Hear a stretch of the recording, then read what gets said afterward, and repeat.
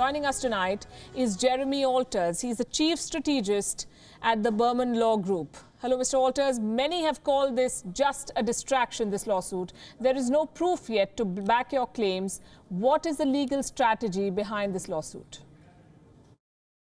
Well, I want to be clear that I'm a non-lawyer chief strategist of the law firm, but the legal strategy that the lawyers in the firm are utilizing is a class action basis against a foreign nation, which allows you to sue under certain exceptions for their bad acts that have harmed citizens of the United States here and abroad. So have such lawsuits been filed before? Yes, there are many. The government of Sudan was sued, the government of Libya was sued, the government and personnel of Cuba was sued, national corporations of China have been sued, where the Chinese government owns the corporations. I believe Iraq was sued. So this has happened many times in the history of the United States. But we are still in the midst of the coronavirus crisis. Why file a lawsuit now at this point in time? We thought it was appropriate to put China on notice of their bad acts. And if we don't put them on notice now, maybe it will continue to be bad acts as it goes forward. So in our country, in the United States, and I don't know how it is in India or other places, but in the United States, we have the right to file the lawsuit to put this country on notice, to let China know that we know what they've done, that we don't appreciate what they've done, and most importantly, that they're going to have to pay for what they've done. And I want to be very specific when I say they. We are not talking about the people of China. We do not hold individuals in China responsible. They are in the same position we are. This information was hidden from them. We're talking about the Chinese government and the people behind all of this. Now, China enjoys sovereign immunity. How can it be held liable for a pandemic in an American court, Mr. Alters? So there are exceptions to the Foreign Sovereign Immunities Act involving commercial activity, involving terrorism, involving other types of activities that have harmed citizens of the United States.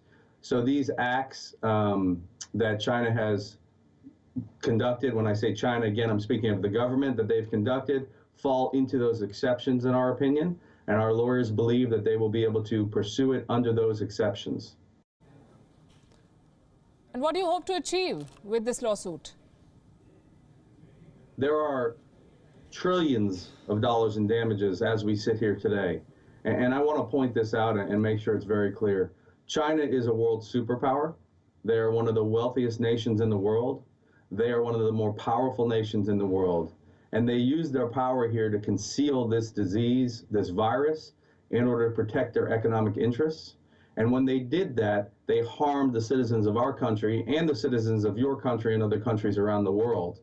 By doing that here in the United States, they will be held accountable. And if we prevail, we'll be held to pay for the damages that they've caused, not only to the individuals who have unfortunately been diagnosed with this terrible virus, some of whom have died, some of whom are in ICU, but the businesses, small and large in the United States, the individuals who have been harmed, the people who work in restaurants, who are waiters and waitresses and out of jobs, valet people, people that work maintenance.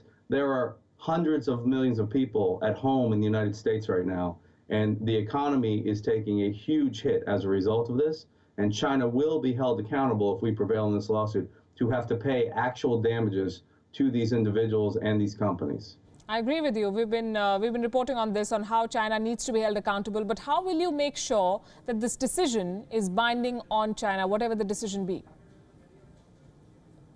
Right. So our lawyers here in our firm and in the United States have the right to serve China through the Hague Convention process, which would allow us to serve China with a complaint and require them to come to court here in the United States. Now, if China refuses to do so, that would say a lot about them avoiding responsibility. We expect that they will respond to this complaint. We expect that they will accept service, and we expect that they will be held accountable. If they refuse to do so, there will be other steps that we ask the court and others to take to put pressure on China to participate in this lawsuit so that they are held accountable. They need to be held accountable for what they've done, both here and abroad. They have trillions and trillions and trillions of dollars and control a large part of the world economy. This is not something they should take lightly. This is a very serious situation they've caused for the United States. Right. You filed a lawsuit in Florida. There's one in Texas. These are pressure-building tactics, as you say. Can there be any legal action against China on a global level? The mechanism of how that lawsuit would work would be up to the individual countries. It depends on what different countries allow. So, for example, if India permits class action lawsuits, then India could allow a suit to be brought against China. And if they needed to, and let's be very clear, this is a worldwide pandemic that has never happened before and happened, we believe, as a result of China concealing what was going on there.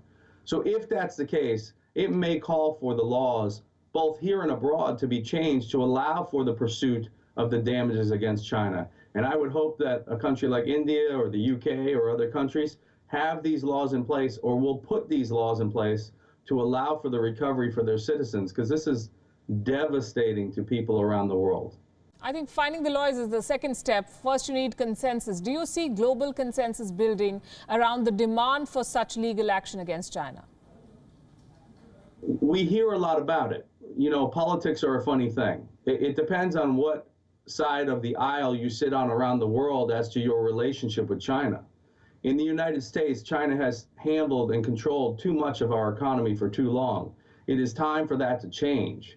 And around the world, I feel it's somewhat similar. Now, I don't know the specifics of India or Singapore or the UK, but I would imagine it's somewhat the same. And I think it's time for that to change.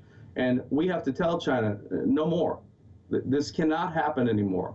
We cannot be affected by your bad acts because you're worried about your economy. It cannot continue. Not here, not in India, not in Singapore, not across Asia. It has to stop. And that's why we brought this lawsuit, to make it stop, at least here in the United States and hopefully around the world. Well, more power to you, Jeremy Alters. Thank you very much for joining us. 2 lawsuits against China right now, one in Florida, one in Texas, and counting. Hopefully there will be global consensus to make China pay.